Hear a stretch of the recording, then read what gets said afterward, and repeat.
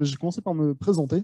Donc, je suis Denis Demarque, je suis en fait donc responsable des collections de sciences de la Terre et de l'univers donc au Muséum de Nantes. Et de l'univers, c'est important de le préciser à Nantes, hein, parce qu'on a une collection dont on est très fier de météorites. Donc c'est pour ça que c'est important aussi de l'univers, de le souligner. Et voilà, moi je suis arrivé à Nantes il y a maintenant 4 ans. Voilà, donc je suis un petit nouveau à Nantes, hein. Voilà. Et avant cela, j'étais au Muséum de Lille. Voilà. Donc, expérience un peu plus longue quand même dans les muséums. Et donc je suis responsable de ces collections de sciences de la Terre au sens large, hein, qui regroupe la minéralogie, la pétro, la préhistoire, enfin voilà, toutes ces collections que vous connaissez. Je tiens à remercier Monsieur Godard pour son invitation.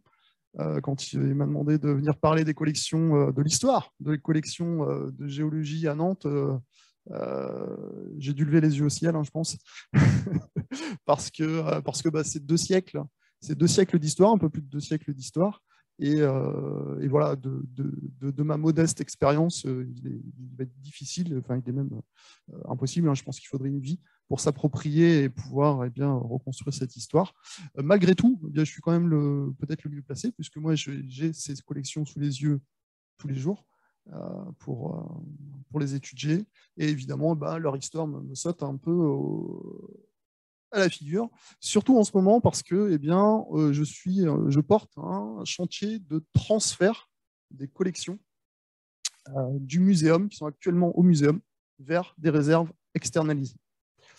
Voilà. Et donc, j'ai ce chantier de transfert à organiser. Et donc, évidemment, qui dit chantier de transfert, c'est un redéploiement des collections et c'est une réorganisation des collections.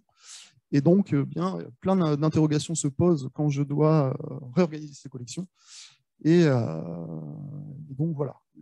L'histoire des collections intervient comme un enjeu, en fait, dans ce chantier de transfert. Alors, pour poser tout de suite le contexte, Nantes. Alors, Nantes, c'est en France. Ça fait 4 ans que j'y suis. Je ne sais toujours pas si c'est en Bretagne ou pas. Il ne faut pas poser la question, c'est tout ce que je sais. Voilà, donc Nantes, 300 000, un peu plus de 300 000 habitants. La métropole, 650 000, hein, on voit avec les agglomérations qui sont autour, Carquefou, La Chapelle, Saint-Herblain, voilà. Le périphérique nantais, la Loire, évidemment, hein. Nantes l'histoire de Nantes est liée à la Loire. Et le muséum, presque au milieu de la cible. On peut voir comme on est plutôt bien situé. Voilà, donc on est quasiment dans l'hypercentre, juste là. Et pas loin.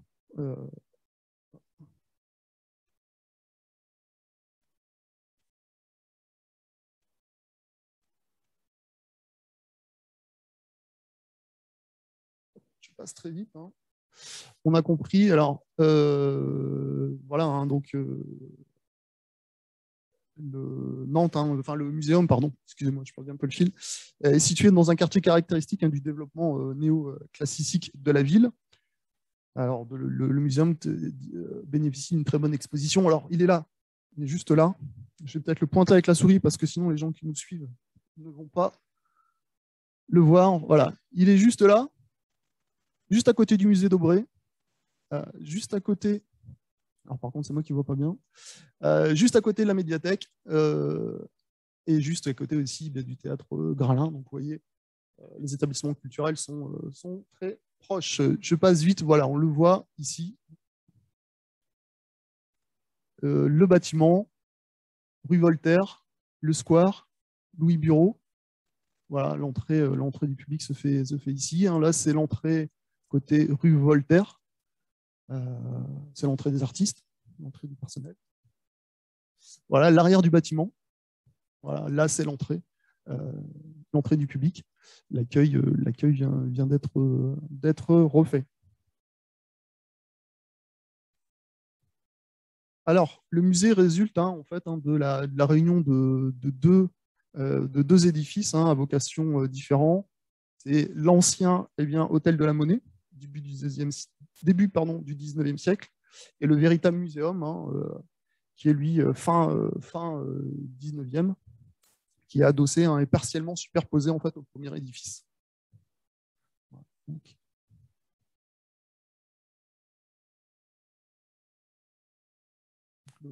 sur le plan architectural, c'est assez intéressant et ça ne manque pas de charme. Alors, pour poser quand même quelques repères, historiques, donc en fait, le muséum, comme la plupart de ses homologues, est l'héritier des cabinets naturalistes qui fleurissent au XVIIIe siècle. Donc celui que je vous ai montré là sur la carte avec les vues Google Maps, là c'est l'actuel. Le premier muséum, en fait, il n'était pas du tout installé là où il est, mais il était sur les bords de l'Erdre, voilà, qui est maintenant l'Erdre n'est plus là. Maintenant, elle a été déviée. Et c'est la cour des 50 otages. Voilà, mais le premier muséum a été ouvert en 1910. C'est là, c'est ce plan qui est juste là. 1810, qu'est-ce que j'ai dit? 1810. 1810. Voilà, le premier musée municipal d'histoire naturelle s'installe sur les bords de l'Erdre. C'est François René André Dubuisson. Faut-il que je rejoindre l'audio plus tard? Allez, plus tard. François René André Dubuisson, qui est le premier conservateur du musée, du muséum. Conservateur de 1806, un petit peu avant l'ouverture, jusqu'à sa mort en 1836. Le muséum que je vous ai présenté, celui qu'on voit ici, et qui est, on a vu sur les vues, son inauguration, c'est 1875. Voilà, en 1868, la ville de Nantes décide de construire un nouveau muséum, donc voilà, à l'arrière de cet ancien hôtel de la Monnaie. Voilà, donc il est inauguré en 1875, et malheureusement, ce ne sera pas Frédéric Caillot qui l'inaugurera, mais bien Édouard Dufour, son successeur. Voilà, ce nouveau musée a été initié par Frédéric Caillot, mais malheureusement, il meurt avant son ouverture. Voilà, donc les premiers grands conservateurs du muséum, Dubuisson, Caillot, Dufour, et ensuite va lui succéder Bureau. Voilà, c'est un nom qui résonne forcément au Muséum national. Donc Louis Marcelin Bureau, le frère de Louis Édouard Bureau. Évidemment, il y en a plein d'autres. Après, voilà, ça, Marchand, Kowalski, voilà, et ainsi de suite. Voilà pour les repères, quelques repères historiques de ce musée. Tac. Plus la main. Voilà. Donc les collections du Muséum de Nantes, le patrimoine du Muséum de Nantes couvre l'ensemble des disciplines sciences de la Terre et de l'univers, la géologie, la minéralogie, la paléontologie et de la vie, la botanique, la zoologie, auxquelles s'ajoutent des collections de préhistoire, d'archéologie, d'ethnologie. On a aussi une petite collection de sciences et techniques, des instruments de mesure. Voilà, c'est en tout à peu près, avec une très grosse louche, parce que c'est toujours compliqué de donner un chiffre, 1 500 000 spécimens en tout, voilà, et qui proviennent de toutes les parties du monde. Alors, je ne sais pas si c'est très bien lisible, mais vous voyez sur le petit tableau de gauche, un nombre de spécimens un peu plus précis dans les grandes disciplines des sciences de la vie, des sciences de la Terre et des autres, puisque, évidemment, nous avons aussi des archives. Voilà. Alors, cette richesse tient à l'ancienneté de l'établissement, à l'importante activité scientifique de ses conservateurs depuis le XIXe siècle, aux relations qu'ils ont entretenues avec le Muséum de Paris et les naturalistes du monde entier, et dans une certaine mesure à la situation portuaire de Nantes. Si on fixe un peu les collections de sciences de la Terre, voilà, on va retrouver la minéralogie, la pétrographie, la paléontologie, la paléobotanique. Enfin, la petite collection, mais malgré tout, celle dont je dis que nous sommes très fiers, de météorites et d'impactites. Et enfin, la préhistoire et l'archéologie. Alors, j'ai laissé volontairement cette petite colonne qui montre un peu l'estimation des collections informatisées. On utilise une base de données, évidemment, aujourd'hui indispensable pour pouvoir gérer ces collections. Sans base de données, c'est compliqué de gérer des collections avec des chiffres comme cela. Et voilà, donc on peut voir que, il y a du travail encore à faire en sciences de la Terre. Alors, les collections de sciences de la Terre, elles sont estimées à 165 000 spécimens ou lots. Bon, ça ne veut pas dire grand-chose. Encore une fois, j'ai malheureusement pas d'inventaire finalisé de ces collections, comme c'est souvent le cas. Voilà, donc étant donné qu'on n'a pas un inventaire finalisé, impossible de mettre un chiffre précis. C'est une estimation. C'est pour ça qu'on précise l'eau. L'eau, ça peut être un échantillon, comme ça peut être 30. Voilà. Et donc, difficile d'estimer, par contre, une estimation qui est... Alors, je suis désolé, c'est coupé, on ne voit pas le bas. On ne voit pas le bas. C'est un calcul que j'ai dû faire, vous allez comprendre après pourquoi.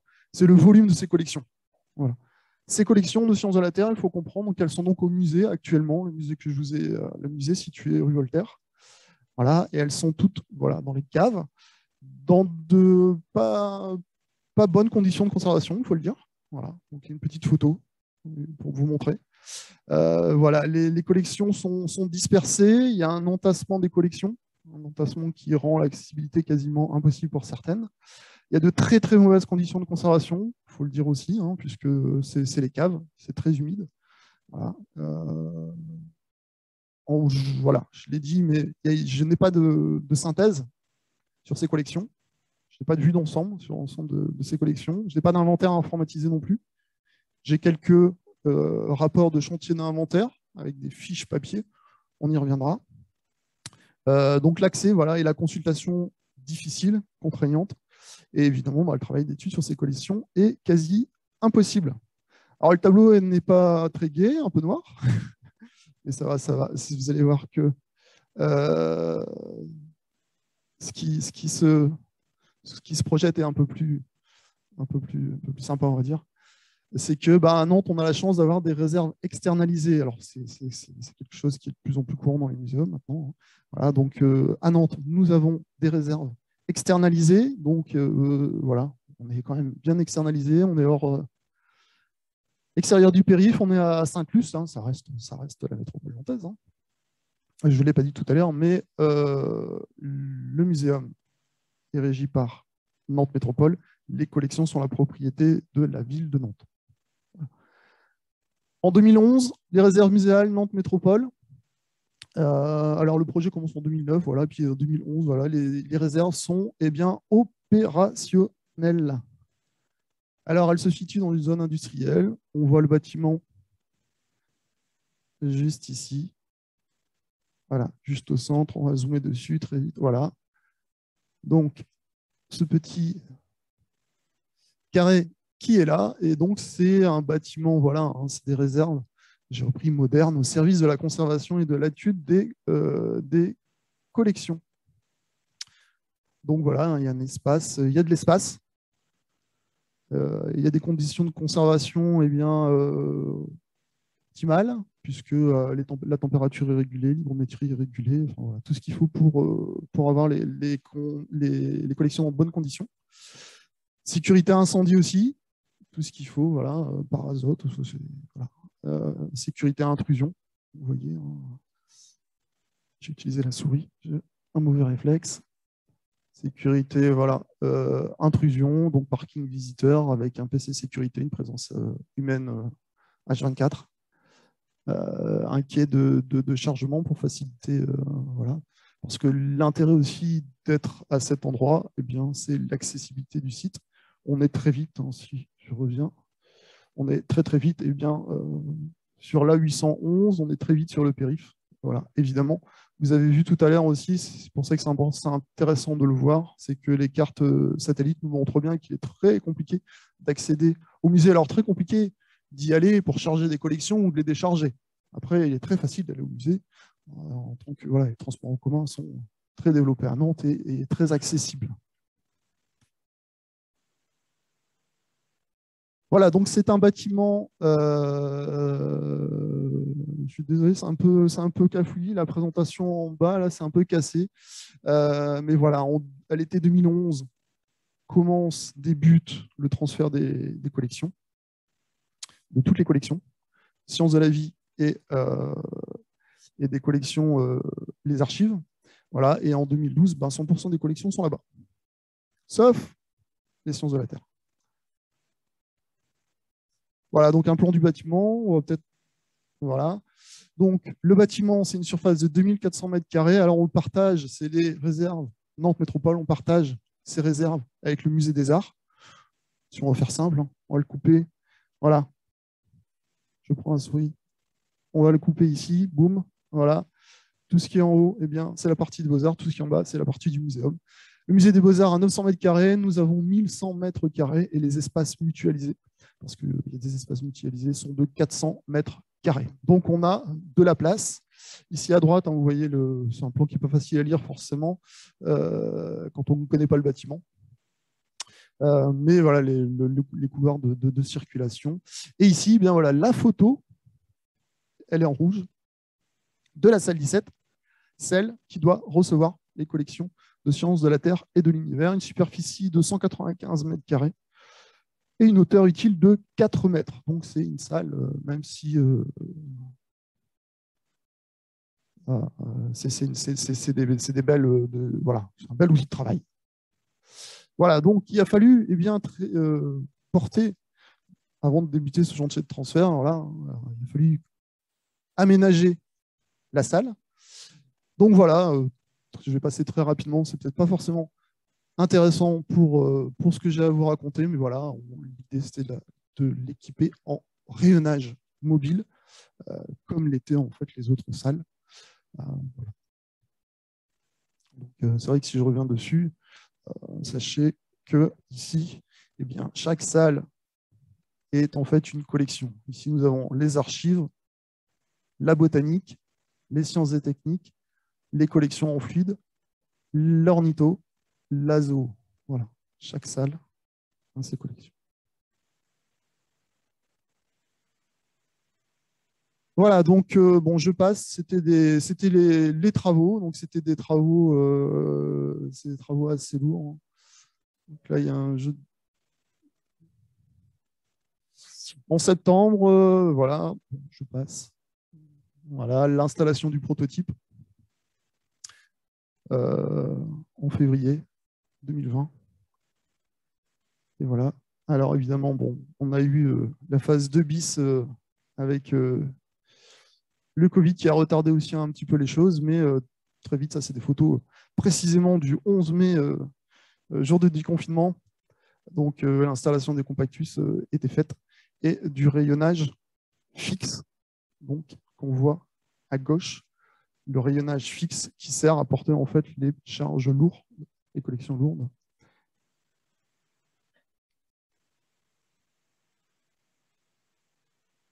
Voilà.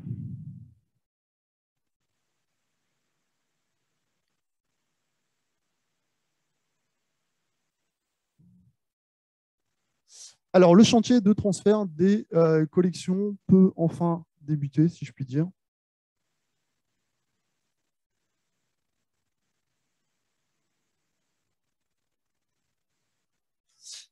Et eh bien, voilà, la problématique commence. Donc maintenant, vous voyez un peu le contexte, hein. D'un côté, des collections un peu entassées, un peu inaccessibles, et de l'autre côté, un super outil de travail. Donc voilà, la première étape, ça a été de eh bien, identifier, localiser des ensembles cohérents dans ces collections. Tout n'est pas étiqueté. Donc, ouais, il y a un petit jeu d'identifier un petit peu essayer de reconstituer voilà, des ensembles. Une fois que j'ai pu reconstituer des ensembles plus ou moins cohérents, eh bien, je conditionne mes spécimens quand ils ne le sont pas. Beaucoup le sont quand même, malgré tout. Et d'organiser le transport pour eh bien, l'emmener dans les réserves. Alors, je le dis, je prends un peu de temps pour le dire parce que voilà, ça ne se fait pas tout seul. C'est le camion, c'est la constitution de palettes, euh, c'est énorme et ça prend beaucoup de temps. Une fois que tout est aux réserves, eh bien, on déploie les collections. Je dis on s'approprie les collections, en quelque sorte. On met en œuvre notre process et on décide d'une réorganisation des collections. Voilà. Alors, prendre la décision de réorganiser les collections, vous savez qu'en géologie, il y a plein de façons différentes d'organiser les collections, par taxon, par période, par géographie, etc. etc. Donc, il faut, quand on prend une décision de réorganisation, eh bien, le justifier. Et évidemment, eh bien, je veux dire, ce processus s'accompagne à tout niveau et à chaque fois d'une recherche et d'une numérisation des archives ou des catalogues pour savoir ce que j'ai entre les mains, ce qu'ils nous racontent, et aussi la recherche et la confrontation aux inventaires s'ils existent. Voilà. Et ça, évidemment, je ne peux pas me détacher de ça. Alors, mon process est celui qu'on pense être le mieux pour ce qu'on a à faire. Ce n'est pas sorti d'une grande théorie, hein, mais voilà le process que nous avons mis en place. Donc en fait, il est à l'entrée hein, sur un tableau blanc et ça nous permet de suivre et de faire un bilan et enfin de construire une synthèse sur les collections qui nous manque, cette fameuse synthèse. Bon, normalement, j'ai un jeu de photos là. Elle doit s'en aller, normalement. Ça ne veut pas, je ne sais pas pourquoi. C'est peut-être le. Bon, bref. Et donc, on va s'intéresser voilà, au process très rapidement. J'identifie ma collection. Donc, vous pouvez voir l'ensemble des noms qui apparaissent. On retrouve Dubuisson, on va retrouver Bureau, Barré, et les ensembles, ce à quoi ils correspondent, le nombre d'échantillons estimés pour cette collection. Alors ça, c'est des informations que j'ai pu tirer des archives, que j'ai pu tirer des catalogues. Voilà, encore une fois, quand je les ai. Et ce que j'ai réellement dénombré au fil de mon entrée de collection dans la salle et du début de mon process d'inventaire. Donc là, j'ai affiché évidemment que ce qui était mis, j'ai épuré le tableau pour vous montrer tout ce qui était rentré dans la salle 17. Voilà, donc il y a quand même un petit peu de monde. Hein. On a débuté en septembre, mais on a quand même déjà pas mal travaillé. Et voilà, alors Dubuisson, je passe rapidement parce on va y passer du temps après. Mais par exemple, les collections générales de Minéralo, celles de Bureau, de Barré, ont été transférées. La collection Eno aussi hein, a été transférée, voilà, inventoriée. Je suis désolé vraiment de pas. Voilà, cette photo qui ne veut pas s'en aller. C'était une petite animation, j'étais fier elle devait disparaître et derrière vous auriez pu consulter le nombre d'objets qu'il contient et où nous en étions dans cette avancée. Donc, si on suit le process, c'est simple. Une fois les échantillons rentrés, on procède à un nettoyage, à une remise en état, à un conditionnement. Voilà, c'est une étape qui peut être très longue. Hein. Les collections, je vous ai dit, elles sont poussiéreuses, elles sont souvent en mauvais état. Donc, voilà, ça nécessite du temps. On a tout ce qu'il faut pour, voilà, s'il faut faire des dégagements, si on a un bac à ultrasons, enfin voilà, toutes les techniques, j'ai envie de dire, pour pouvoir nettoyer ces échantillons. Ensuite, je les réorganise, je les étiquette, voilà, on pose et on les range. On procède à un inventaire Excel, à une photo, on va dire numérisation, c'est un petit peu numérisation des collections. Et ensuite, je rentre sur ma base de données Flora en précisant bien où ils sont. Alors, arriver là, ce n'est pas une finalité. La finalité, hein, c'est pas de c'est pas de faire l'inventaire, mais c'est bien de partager en fait ces données. Voilà, donc c'est pour ça que en fait, ça ne s'arrête pas. On a mis export de données, mais voilà, on peut imaginer derrière évidemment des publications, des catalogues, etc., etc.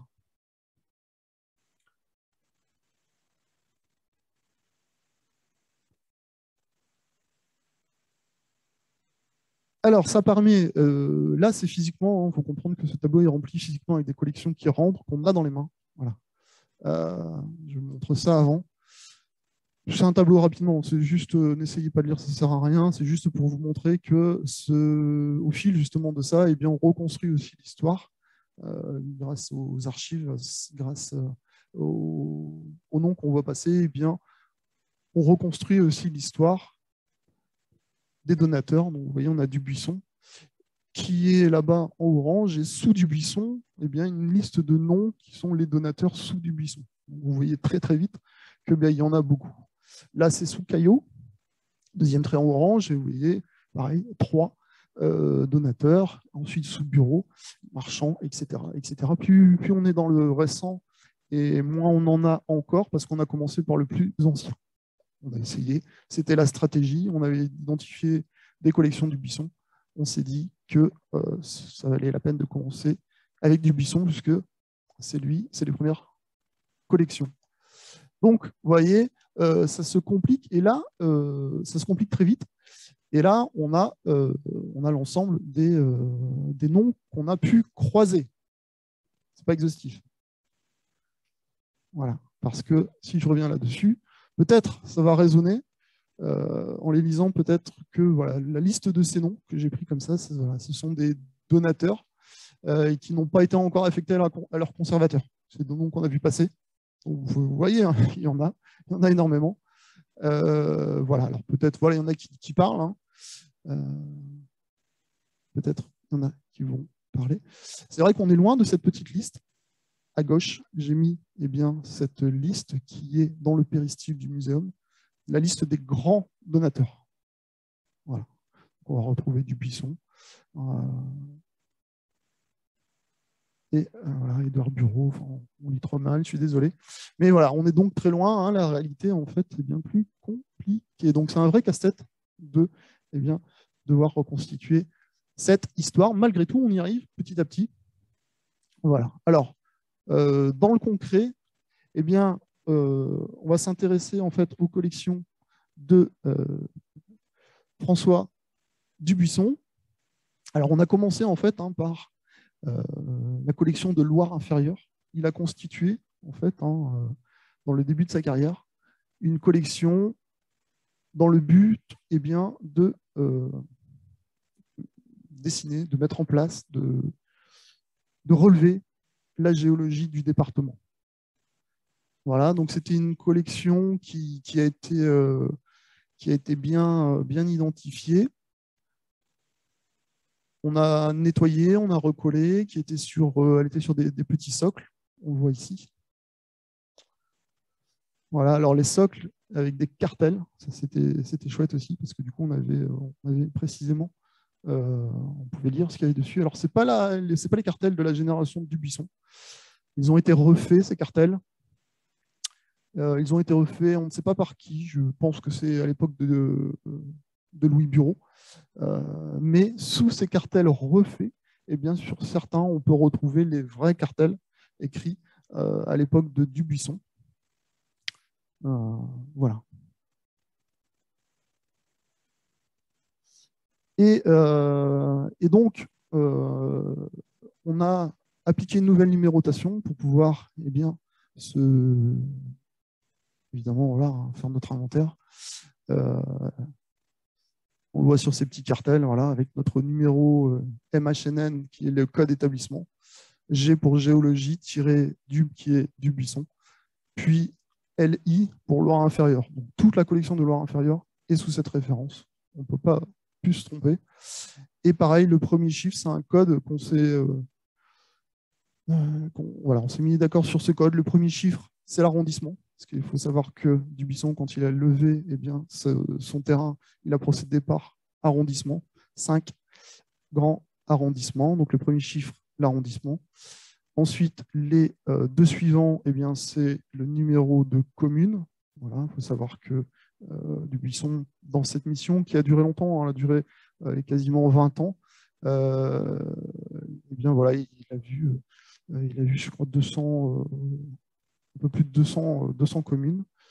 Et sur chaque commune, eh bien, les 3 derniers numéros, c'est le nombre d'échantillons.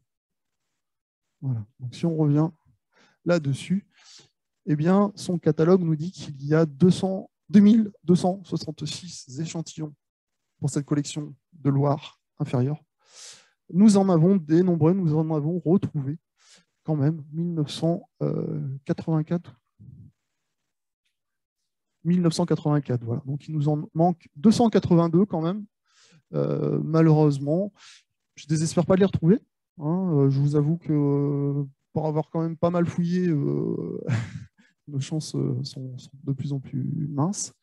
Et c'est assez étonnant, hein, parce que c'est des pans entiers, hein, de numéros qui ont disparu. Voilà. Alors on a quand même, malgré tout, de temps en temps, un échantillon qui disparaît. Ça va être une tourmaline. Ça va être aussi, voilà, on a un fragment d'or. Bon, de par hasard, il a disparu. Et après, ensuite, on a des pans complets, voilà, qui devaient certainement correspondre à des tiroirs. Voilà. Donc, pour avoir questionné aussi mon prédécesseur là-dessus, voilà, il y aurait visiblement aussi des tiroirs qui avaient été à l'époque attaqués par la mérule. Et donc, les échantillons, donc c'était à l'époque de Baudouin, la conservatrice, qui auraient été jetés. Bon, voilà, après, la mérule attaque les socles, pas les cailloux, je dirais. Donc, ça serait assez étonnant, mais bon, voilà. Donc, voilà, c'est à suivre. Mais voilà, donc, malgré tout, la collection... donc, voilà, des photos maintenant de l'intérieur des réserves. On est en plein dans cette collection de Loire inférieure.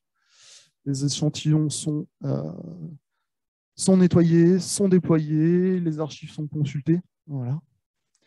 Voilà. Alors pour la petite histoire aussi, voilà, on voit ici, voilà, Noémie Bijon, hein, qui a réalisé aussi, c'était une aide précieuse, parce que moi je suis gestionnaire de collection, je ne suis pas historien. C'était une aide précieuse puisque Noémie en fait a réalisé une étude épistémologique avec Stéphane Tirard du Centre Viet, donc sur justement Dubuisson. Donc évidemment, ça a été une aide précieuse. Voilà, donc ici, sur la photo du bas, on peut voir un autre process pour la prise de photo. Là-bas, dans le fond, on voit le scanner. Et ici, on voit un peu mieux, en fait, hein, les fameux échantillons. Et voilà, nettoyer. Hein. Donc, ce magnifique jaspe rouge qui a repris toutes ses couleurs. Elle était vraiment encrassée, cette collection. Voilà, on ne devinait rien. Là-bas, pareil. La photo n'est peut-être pas exceptionnelle, mais on a un magnifique quartz hyalin. Voilà, et eh bien, cette collection rangée dans son compactus consultable. Au premier regard, voilà, on a sous les yeux eh bien, l'ensemble de la géologie du département de Loire inférieure. Il y a des étagères vides, c'est celles où on a laissé la place si jamais on retrouvait les échantillons manquants. Donc, vous voyez, quand je disais qu'il manque des pans complets, on le remarque bien.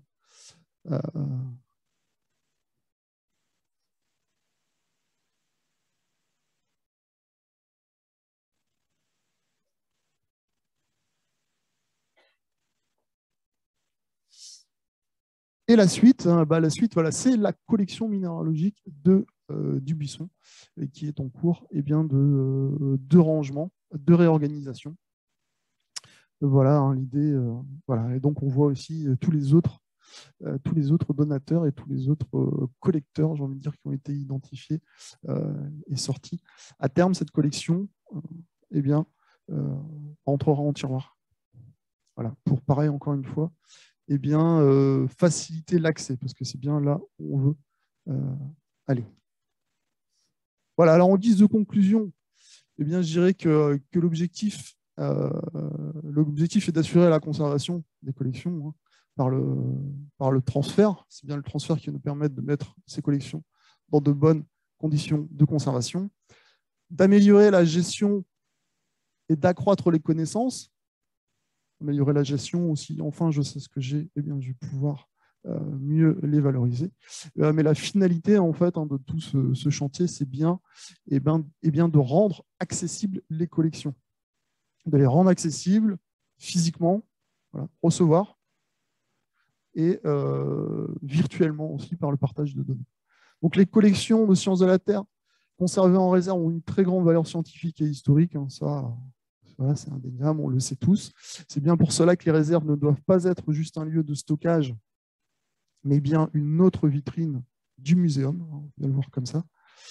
Donc notre ambition, hein, dans la mesure du possible, est de réorganiser les collections en conservant leur logique de constitution, hein, de retracer cette histoire et de, voilà, pour la montrer, pour qu'elle nous saute aux yeux, pour mieux l'apercevoir et mieux la transmettre. Et une fois qu'on a fait cette organisation, eh bien, sur le plan historique, eh bien, cela va permettre en fait de déployer des études scientifiques. Voilà.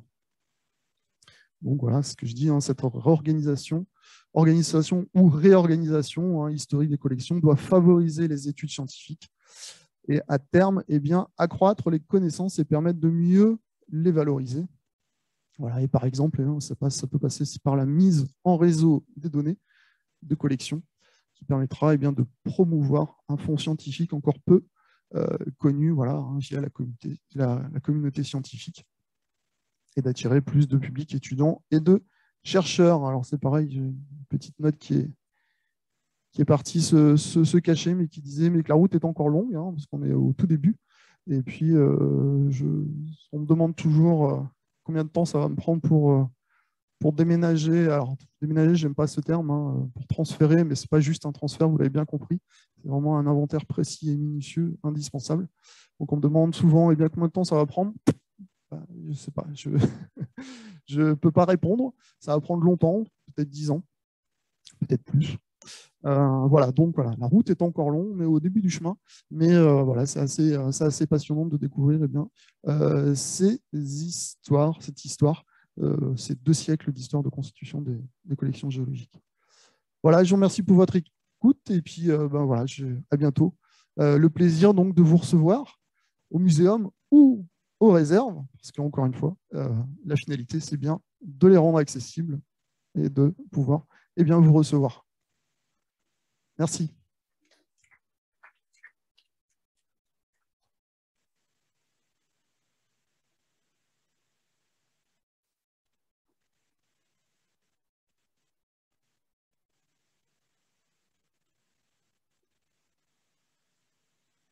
Avez-vous des questions?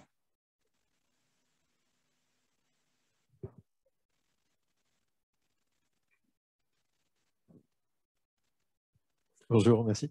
J'ai une question.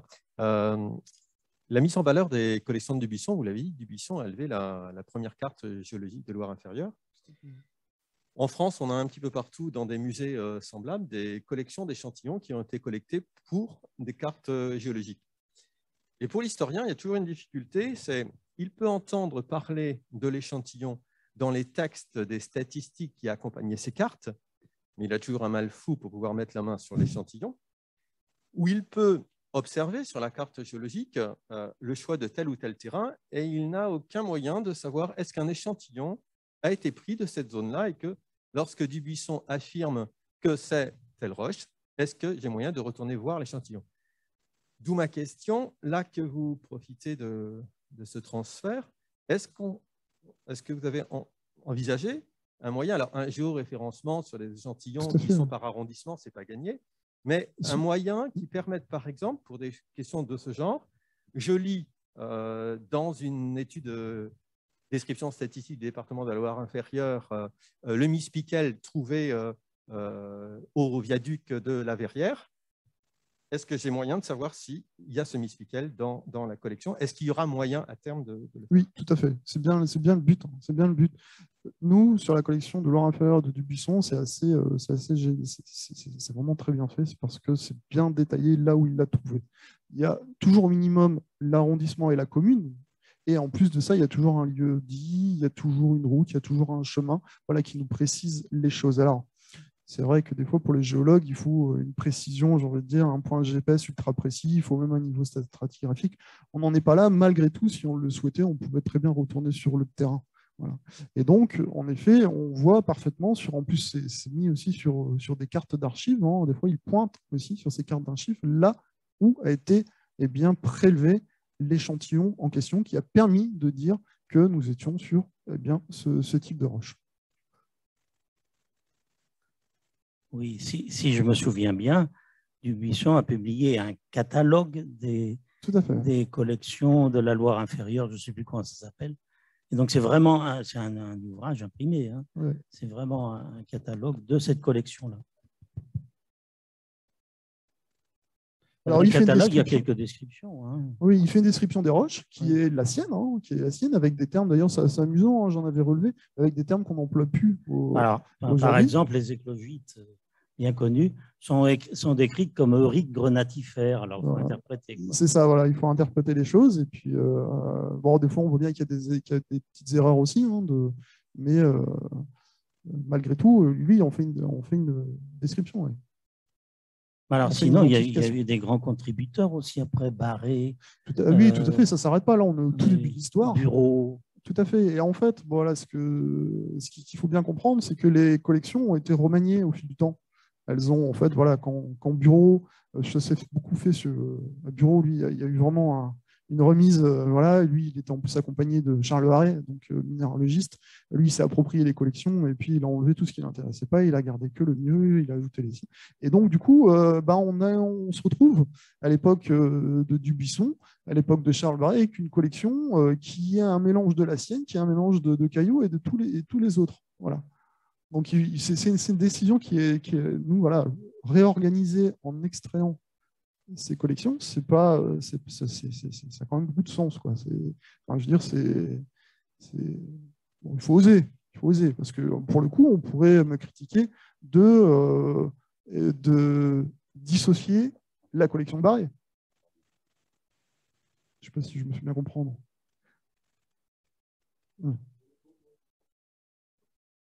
Chaque fois qu'on puisse savoir précisément que ce sont bien les échantillons qu'a déposé Dubuisson. Déjà, ça, c'est extrêmement important, et qu'on n'ait pas, entre guillemets, de parasitage par d'autres objets qui sont identifiés. Il en manque, c'est classique. Ce qui est plus gênant, c'est quand on n'arrive plus justement à identifier. À l'époque aussi, voilà, c'était la minéralogie, c'était la classification, on utilisait la classification minéralogique. Dubuisson utilisait la classification d'AUI, enfin avant d'Aubenton, ensuite AUI.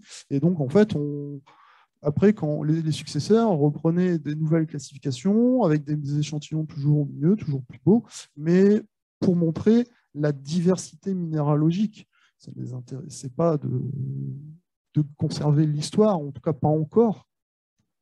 Nous, ici, on souhaite conserver en plus l'histoire. Voilà. Et puis surtout, l'outil informatique nous aide beaucoup, c'est-à-dire que si je veux à un moment, grâce au catalogage, reconstituer la collection de Barré, il suffit, grâce aux bases de données, de lancer des requêtes et je peux reconstituer, certes virtuellement, mais je peux reconstituer ces collections. Donc voilà. Par contre, reconstituer la collection historique, voilà, c'est peut-être plus intéressant de l'avoir sous les yeux et de comprendre voilà, pourquoi et comment elle a été faite. Alors, il y a plusieurs questions également sur Zoom. Donc, il y en a d'autres dans la salle. Donc, je vais donner encore une fois la parole à la salle. Je vais aller sur Zoom et puis je reviendrai pour d'autres questions ici dans la salle. Si on peut avoir les réponses assez rapidement. Merci pour votre intervention. J'aurais eu besoin d'une précision. Il me semble que dans le musée, vous avez parlé des collections qui sont dans des lieux pas très... où elles risquent de s'abîmer, etc. Il me semble qu'il y a aussi des expositions permanentes de ressources dans le muséum. Bien sûr, oui. Attention, oui. Là, je parlais des collections en réserve. Hein, voilà, évidemment, on a des surfaces d'exposition, la galerie de géologie, c'est 500 mètres carrés. Est-ce qu'elles font également partie de cette réorganisation? Bien sûr. Oui, l'inventaire, tout à fait. Tout à fait. On a une vitrine sur du buisson qui montre, on exposait une partie de la collection de Loire-Inférieure. On en a, par exemple, profité, évidemment, pour faire... C'était facile, on les connaissait bien, puisqu'on les voyait tous les jours. Donc, évidemment, ils font partie de l'inventaire. Et même au-delà de ça, en fait, ce chantier, ce premier chantier sur la Loire-Inférieure de Dubuisson, nous a permis de refaire cette vitrine. Voilà. Voilà. Parce qu'on a découvert des échantillons beaucoup plus jolis, beaucoup plus parlants, qui montraient plus de diversité aussi régionale, départementale. Puisque... C'était pour savoir justement quelle relation de fait.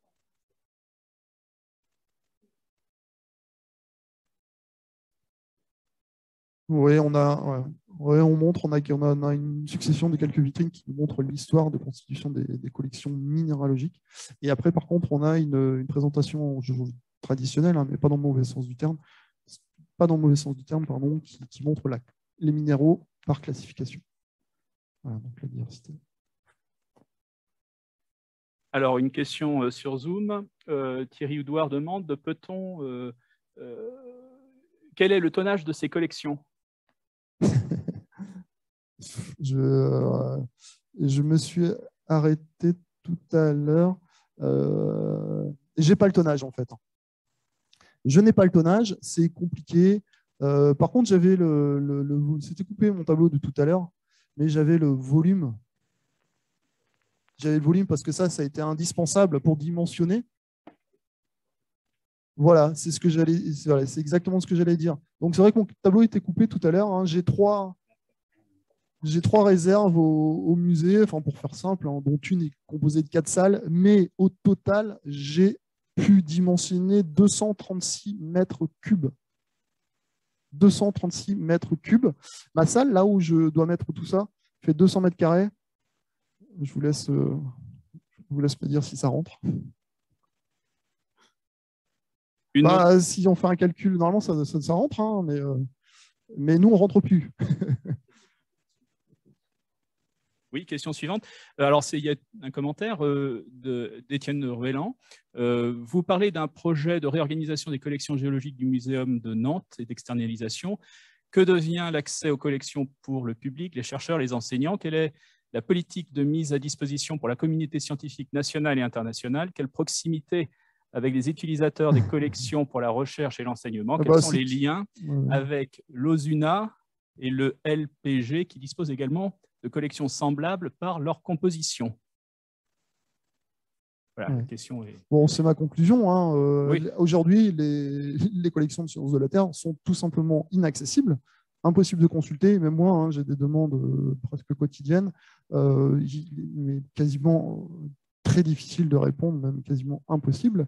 Et c'est aussi pour ça que moi, je suis pressé que tout soit, j'ai envie de dire, en bon ordre, pour pouvoir répondre à ça. Et l'idée de les mettre dans cette réserve, c'est bien de les mettre en bonnes conditions, mais je le répète, hein, vraiment, la finalité de ça, c'est de les rendre accessibles, c'est de faire de cette réserve, je vais peut-être un peu loin, mais une vitrine du muséum, une seconde vitrine du muséum. Voilà, ce n'est pas des échantillons muséographiques, parce que les échantillons muséographiques, les plus beaux échantillons sont exposés, on les montre. Voilà. Par contre, là, ces collections ont un intérêt scientifique, un intérêt historique, et qu'on ne montre pas parce que voilà, manque de place, voilà. Mais eh bien, grâce à ces réserves, on veut les rendre enfin accessibles, enfin consultables, facilement, rapidement. Voilà.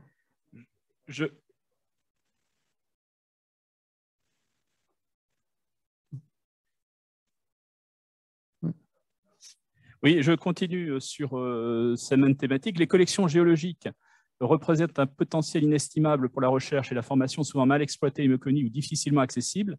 Quelles sont les perspectives de référencement de type IGSN international, Collections pour la France, Recolna ou DISCO? Oui, alors référencement, de les référencer, je veux dire, les géolocaliser, on n'en y est pas encore, hein, mais bon, pourquoi pas. Après, pour tout ce qui est évidemment partage de données, oui, c'est quand je vous ai montré mon process, Ma Flora, c'est pas encore une fois, c'est pas la finalité, pas du tout. C'est qu'une étape, c'est un objectif qu'on s'est fixé pour partager ces données, évidemment, sur les bases qui moissonnent. Voilà, on peut parler d'Irecolnat, tout à fait. Voilà. Et d'ailleurs, dans mon tableau, on ne veut pas y retourner, mais il y avait, voilà, on mettait des possibles exports en vert. Voilà. On n'y est pas encore, on ne l'a pas encore fait, on n'a pas passé ce petit cap, mais on est prêt presque à le faire. Alors après, ce n'est pas une priorité non plus, c'est aussi ça qu'il faut voir en interne, c'est que nous, il faut qu'on avance aussi de notre côté. Voilà. Mais l'idée aussi, bien sûr, quand je disais tout à l'heure l'accessibilité physique, d'améliorer l'accessibilité physique, c'est aussi l'accessibilité plus large, virtuelle des données, de les mettre à disposition de tous, évidemment, pour que les études puissent se faire, pour que c'est une façon de valoriser les collections. Encore une question ici. Y a-t-il un traitement particulier réservé au type de figuré? C'est toujours une question de Thierry Houdoir du Muséum de Lille qui vous félicite aussi pour votre exposé. Oui, alors, moi j'avais commencé par la typothèque. Quand on rentre dans les réserves de paléontologie à Nantes, eh bien, à l'entrée, derrière beaucoup de cartons et beaucoup de pagailles, eh bien, il y avait un meuble sur lequel c'était écrit typothèque. Alors j'étais évidemment très content de découvrir ça.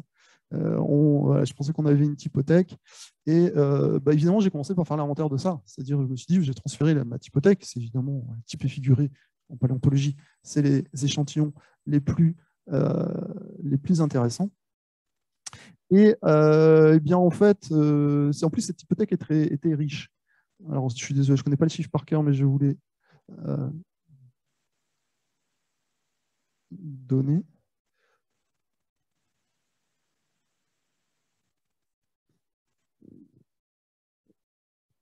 Voilà, en fait la typothèque, il y avait 930 échantillons dedans. Donc c'est quand même pas mal.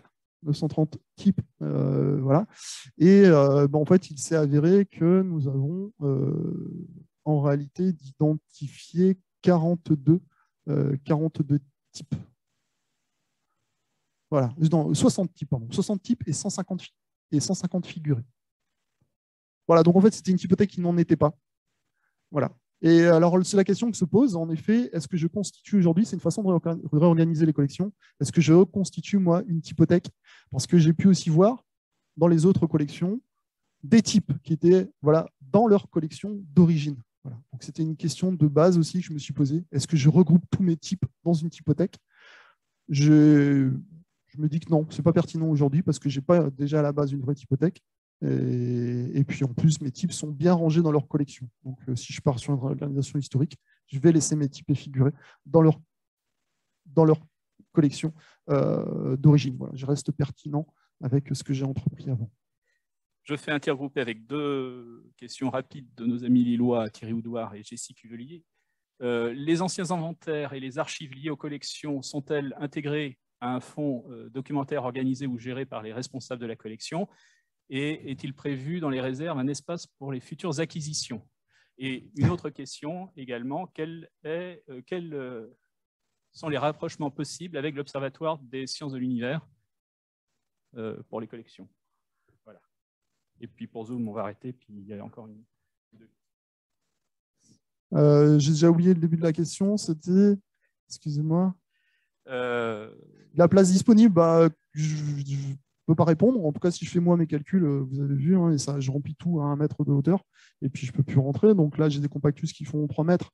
Malgré tout, je n'ai pas une emprise au sol qui correspond à 200 mètres carrés, puisque voilà, j'ai découvert. Donc voilà, donc l'espace n'est pas prévu, on va déjà remplir, moi je sais que ça ne rentrera pas, et du coup voilà, on sait de toute façon quand le bâtiment a été créé aussi, l'idée c'était de se projeter et peut-être pouvoir agrandir ce bâtiment. Alors là je m'avance, on n'y est pas encore, mais voilà, les nouvelles acquisitions par contre rentrent directement dans les réserves, c'est-à-dire que ça ne transite plus par le musée non plus, voilà, je ne perds plus mon temps et j'inscris directement les nouvelles acquisitions. Et un lien avec les collections du labo de sciences de l'univers? Non, pas plus que ça. Donc, je voulais dire un petit mot. Il faut bien séparer, pour la question qui était posée, entre collection de pétrographie et collection de minéralogie. Et en dehors de Nantes, les deux grandes collections pétrographiques du XVIIIe siècle, celle de Saussure et celle de Dolomieu. Celle de Dolomieu, elle est donnée à l'école des mines où elle est jetée parce qu'elle est inutilisable. Celle de Saussure est donnée à Genève où elle est jetée parce qu'elle est inutilisable. C'est facile de retrouver un ancien spécimen minéralogique en pétrographie, c'est d'une extrême difficulté.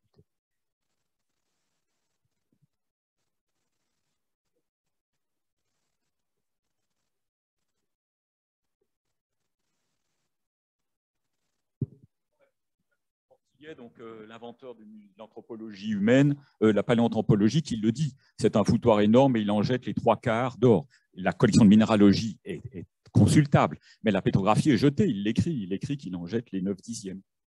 On parle de milliers d'échantillons ramassés dans des voyages, cités dans ses ouvrages, sans un étiquetage féroce qui permet que c'est inutilisable.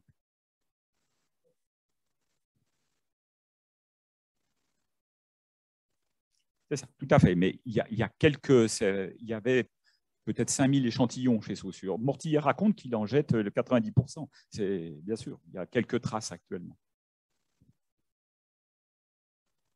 Oui, très rapidement. Merci beaucoup. Pourquoi est-ce qu'on choisit l'Hôtel de la Monnie pour le nouveau muséum? Très simple. Est-ce qu'il y a des raisons, c'est juste pour des raisons pratiques ou Oui, parce que le bâtiment n'était plus utilisé après. Pourquoi précis? Je ne peux pas vous répondre. D'accord. Ok. C'était simplement ça.